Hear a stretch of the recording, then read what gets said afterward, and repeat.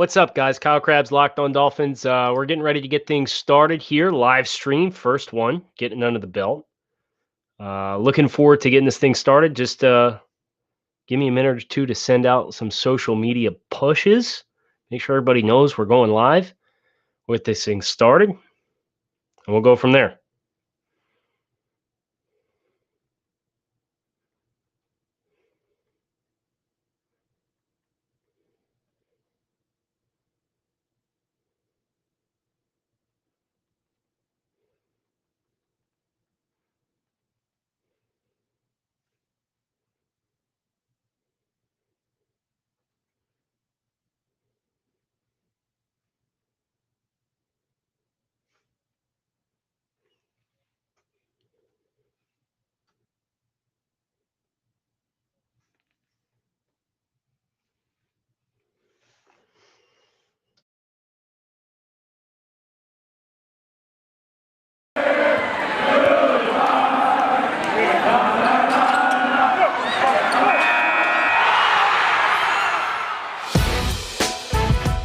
It's the Locked On Podcast Network, your team every day.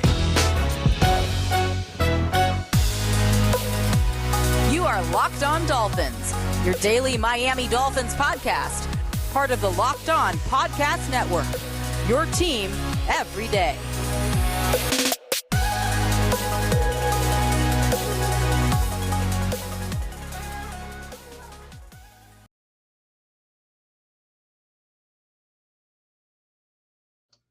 What's up, Dolphins fans, and welcome to the first ever live streaming edition of Locked On Dolphins. I am your host, Kyle Krabs. See a couple of you guys watching along. Thanks for stopping by. We got a lot to talk about today.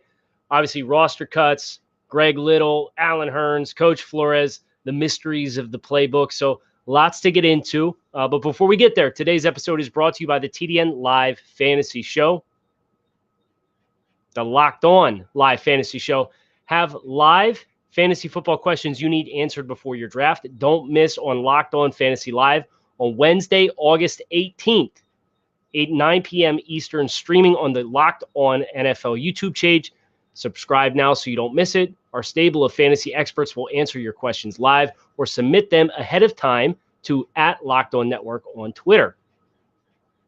William, sorry to say I can't speak in 1.5x speed. I know it's a big thing with people who listen to podcasts, right? Is that they like to expedite that process a little bit. I'm kind of a fast talker anyway, so Lord only knows what I sound like on 1.5x speed. I'd prefer not to find out. But plenty to get into today. I think the first thing that we got to tackle, pun intended, perhaps, is the Greg Little news. The Dolphins trading for Greg Little for a 2022 7th-round draft selection. At the end of the day, it was reported that the Dolphins had interest in finding and acquiring some offensive tackle depth.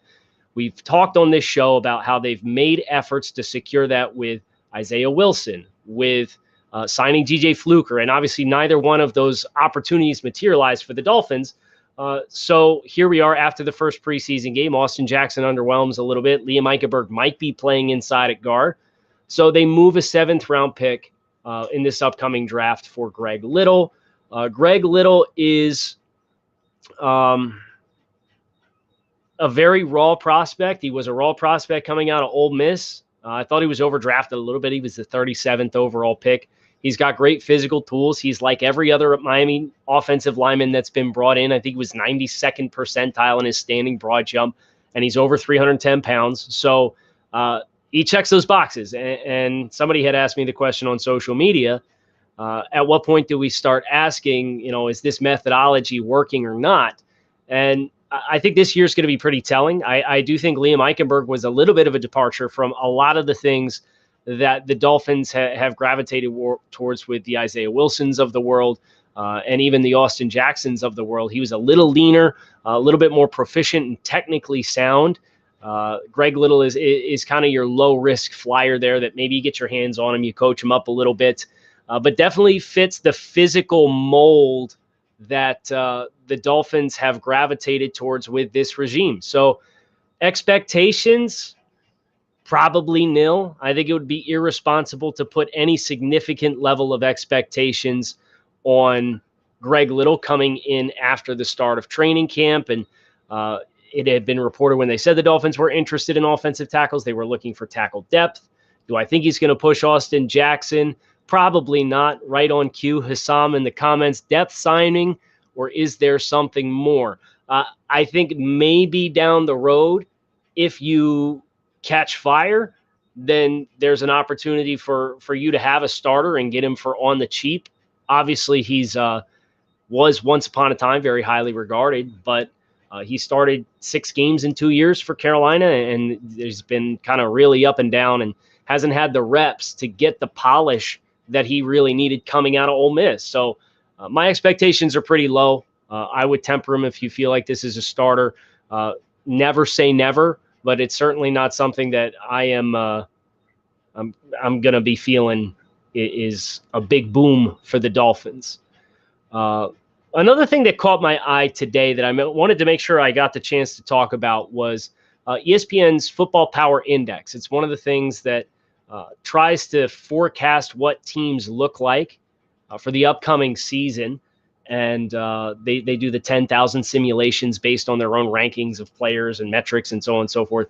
They actually have the Dolphins rated as the 6th best team in the AFC, which is interesting to me. The odds for them to make the playoffs are actually over 50%, 54% chance, according to Football Power Index from ESPN, that the Dolphins make the postseason. They give them a 22.7% chance to win the AFC East. That's 3rd behind Buffalo and New England. New England's by like a percentage point and a half. They have a 27.7% chance to make the divisional round in the AFC playoffs, according to ESPN's FBI. 12.2% chance to make the AFC Championship game, 5.1% chance to make the Super Bowl, and a 2.3% chance to win the Super Bowl. Win the Super Bowl, 2.3%. Why does that matter? Because the Dolphins the last 2 years have been the absolute bottom of the bucket, according to FPI, coming into the season, and they have outperformed those expectations. So this, of course, is a barometer of nothing, but it does indicate that at least according to the simulation models from ESPN, there are expectations for this football team. The fact that FPI, of all places, which has not been kind to the Dolphins, ends up scoring them out, averaging 9.5 wins approximately through the 10,000 simulations, over a better than coin toss percentage chance to make the postseason. You got to feel really good about that. And they have as good of a chance to win the Super Bowl as the following teams combined, according to FPI, which might only be interesting to me. Who knows? The Carolina Panthers, Atlanta Falcons, New York Giants, Las Vegas Raiders, Philadelphia Eagles, Cincinnati Bengals, Jacksonville Jaguars, Detroit Lions, New York Jets, and Houston Texans. According to FBI, the Dolphins have a better chance to win the Super Bowl than all of those teams combined. A couple questions popping in here. If you're listening to this on the typical podcast feed, we're going to be doing a couple of these weeks on a live setting and get a chance to interact with you guys. So David, is it concerning Phillips and Fuller haven't been practicing? Phillips was out there today. Phillips was weaned back in. As far as a lot of the Dolphins injuries, obviously Brian Flores is going to play coy and he's going to tell you every single person is on a day-to-day basis, right? For me, I would rather err on the side of caution now and not risk guys having setbacks. If there were major injuries, I have a feeling we'd at least hear something about it if it was Will Fuller or Jalen Phillips. And, of course, Phillips practiced today, went through the walkthrough, and he was put back in with the first team. So I think Phillips is going to be fine. I think Albert Wilson's going to be fine. Devontae Parker, I think if there was a game he could play. But then again, I thought that at the end of the year last year, and we know how that turned out. So I'm not hitting the panic button. If we get to the week of the game in New England in 3 weeks or whatever it is, and these guys still aren't practicing, then I'm going to panic. But for the time being, and I know it would benefit Jalen Phillips, obviously, with him being a rookie, to get into the action and get as many reps as he can. I think they're just kind of being methodical and taking their time, making sure that when they bring him back, there's no negative steps backwards that's going to further delay his return to the field. Bet Online. Got to tell you about our friends at Bet Online. Bet Online is the fastest and easiest way for you to get in on all of your favorite sports action. Baseball season is in full swing, and you can track all the action at Bet Online. Get all the latest news, odds, and info for your sporting needs, including Major League Baseball, the NFL, coming back, UFC, and much more. Before the next pitch, before the next snap, before the next fight, head over to Bet Online on your laptop or mobile device and check out all the great sporting news, sign-up bonuses, and contest information available. Do not sit on the sidelines anymore. This is your chance to get into the game. Head over to the website or use your mobile device to sign up today and receive a 50% welcome bonus on your first deposit using promo code LOCKEDON. Bet Online, your online sportsbook experts. I see you guys in the questions. Greg, I appreciate the love. Marcos, I appreciate the love. We got a lot to tackle, though, so I'm going to get to these questions if I get the chance to. But the next thing that we have to talk about is the Miami Dolphins media finally did it. They have been trying to break Brian Flores to talk about the offensive coordinator situation, and it finally happened today during the pressers, and he was pushed into a little bit. But the question was, I'm aware that you're trying to disclose as little as possible as regarding who's calling plays, and wanted to ask about quarterbacks coach Charlie Fry being the voice into his headset. What is the thought process in having the quarterbacks coach or a former quarterback as the last voice to hears in his ear before the play? Long-winded answer. I'm going to read it because I think it's important to hear the entirety of Brian Flores' thought process here. Okay. I think that as far as at the beginning of that, he pauses, thinks about it. Well, just let me answer the question. I think when you're a position coach and you spend time with the player every day, you kind of have your own language, your own conversations about different plays. Hey, remember we talked about this like this, or remember we saw this in practice. That's a different relationship or way of speaking than it is with a coordinator. I know that because I've been a position coach and a coordinator. The idea behind Charlie giving the play call is that one or two things that they've talked about in their room specific to the quarterbacks, that just makes sense to me, and I think that's pretty reasonable. That's why we do it that way.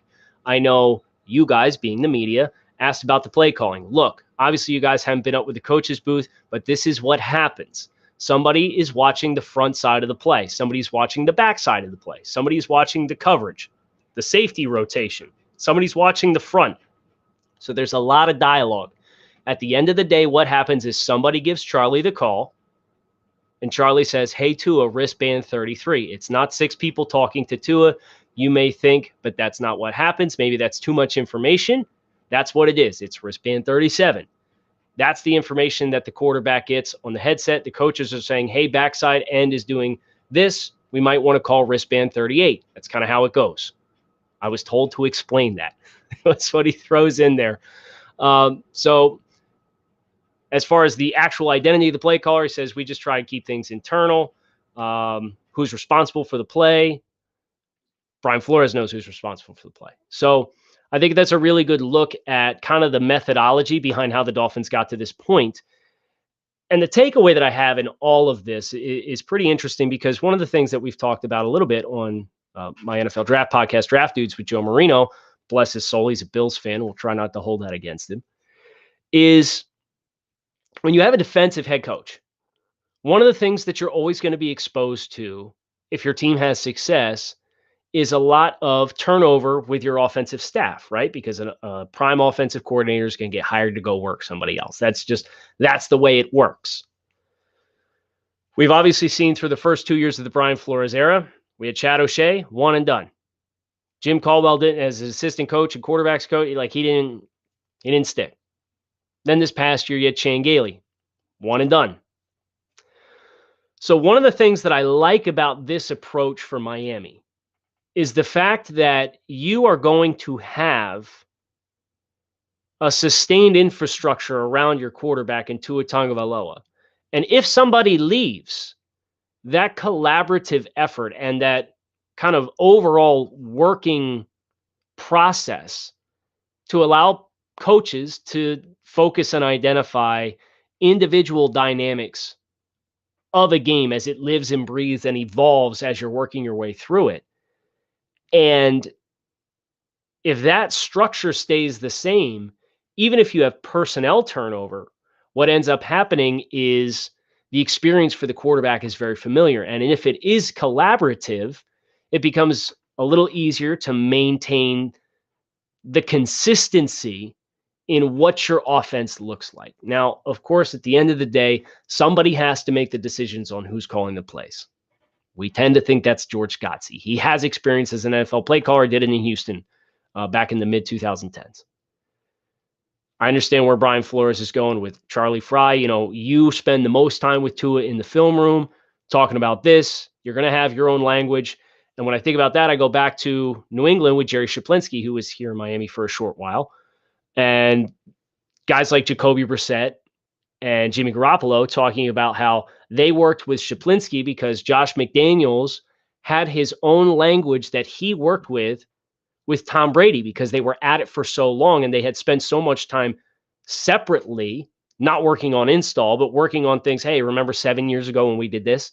So I think that's a dynamic here to how this offensive approach for Brian Flores is being pieced together that I think makes a lot of sense. And it's probably a preventative way to prevent attrition of his coaching staff from really walking back any progress that the offense happens to make with Tua Tagovailoa and the current structure of the staff. So it's kind of just something as I've internalized what Coach Flores talked about this morning about why it is they're doing it this way and why Charlie Frye is the voice in the headset and why they have multiple coordinators and they have a very collaborative approach between the box and the field and all of that information pooling together. I've coached at the high school level, and even I know that the radio you get has 3 different buttons with 3 separate channels, and each channel has different people that are on it for different private conversations. So that way you can have all this collaborative effort, and then boom, you flip the switch. Charlie Frye talks to Tua. Here's the play off the wristband. Make sure you remember points A, B, and C. If the safety rolls, we're going to look this way. For a young quarterback to really simplify that process, I think you could do it a lot worse than that. You know what else is a lot worse than that? Not having any Built Bar in your house. Built Bar is a protein bar that tastes like candy bar. These things are absolutely delicious. Top of the first round. As far as I'm concerned, they're high in protein, high in fiber, low in calories, low in sugar. 9 different flavors from you to choose from, whether you're looking for something for breakfast, lunch, or dinner, something post-workout, something to grab and go, you name it, Built Bar can be it. And right now, you can visit BuiltBar.com, use promo code LOCK15 and save 15% off your next order. That's BuiltBar.com, promo code LOCK15 to save 15% off your next order of the world's most delicious protein bar. Excuse the lighting change here for those of you who are live. We got to go to a couple questions. Let's go ahead and tackle a couple of these. I want to talk about the player cuts that were decided upon. But before we get there, let's see, Alejo, at this point, you think Miami's carrying 7 wide receivers plus Limbo Jr. as a running back. Otherwise, who is getting cut? Well, that kind of builds a natural segue into the other major talking point of the day, which is that Allen Hurns has some kind of wrist injury that's going to require him to have a surgical procedure. He's expected to miss approximately 3 months. And he was a part of the roster moves that took place today. The Dolphins obviously traded for Greg Little, and their response to get down to 86, remember, they need to get to 86 instead of 85 because they have the international player exemption, is they injury waived Jatlin Askew. They waived Jonathan Hubbard, Jerome Johnson, Tyler Mars, and Timon Paris. And then they placed Allen Hurns on injured reserve. So what does that mean from here? I'm glad you asked. From here, Allen Hurns can only return to active play if he has an injury waiver settlement, is cut, clears waivers, and then signs back with the team. The way that they've changed the injury reserve rules And if you make it to the 53-man roster and you are on after the initial cut, and then you go to the injured reserve, after 3 weeks, the team can bring you back at any point. And there are unlimited number of players that can go through that process, but you have to survive active cuts.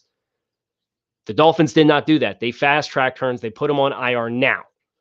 So that means from Hurns' perspective, he's effectively either going to sit the entire year on IR or he's going to be cut off of this contract if they want to bring him back / if they need to bring him back. So that's it's a bummer for Allen, right? Because he had a rough ending to his time in Dallas, had a really nasty leg break. He came back with Miami in 2019, had a really nasty concussion suffered against Dallas. I was there for that game, and I was 3/4 of the way up in the 300 level and heard that crack that gave him a concussion and was a really scary moment for him. Came back, was pretty solid, opted out of 2020, and now that's derailed his 2021 season before it ever really gets started. So little bit of a bummer for Allen, but it does kind of help to clear up the wide receiver situation. I do think it's interesting. Miami had no other transactions with the initial roster cut. Next Tuesday is the next active roster cut. You got to get down to 80, I believe it is.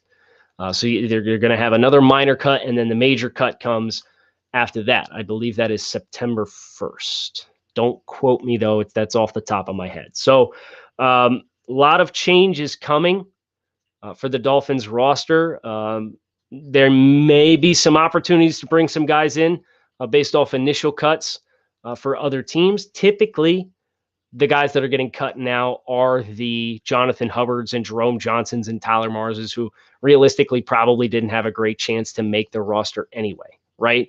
But what you have with some of these teams, like Kerryon Johnson and the Philadelphia Eagles, who the Miami Dolphins attempted to claim off the waiver wire when he was cut by the Detroit Lions, that might be one that the Dolphins kick the tires on. We'll find out by Wednesday afternoon if he's claimed and what they do from there. But of course, any transaction at this point, because the Dolphins are up against the new limit, would require an additional cut. One great question from Hassam. Pat, I see you in the comments harassing me nonstop.